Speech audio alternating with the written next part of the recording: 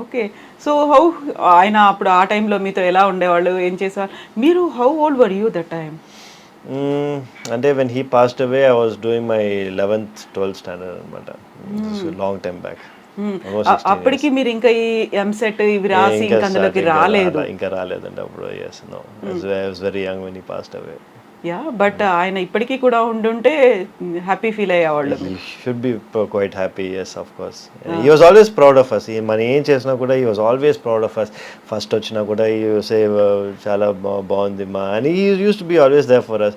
ఎంత బిజీ అయినా కూడా he used to come to our house every week అందరి ఇంటికి వెళ్తారనమాట. మన ఎందుకంటే because everyone is in different places, he used to go around everyone's place ఒక 1.5 2 hours స్పెండ్ చేసి అందరితో మాట్లాడి used to go as a family man first.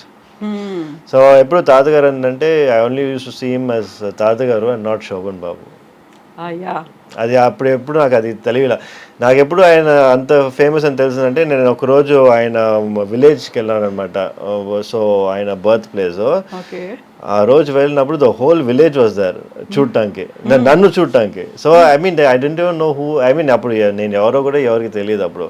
Just to see who I was అనేది అన్ని మంది వచ్చినప్పుడు I decide oh my God తాతగారు అంటే అంత ఫేమస్ అని చెప్పి అక్కడ. అంతవరకు నాకు తెలియలా.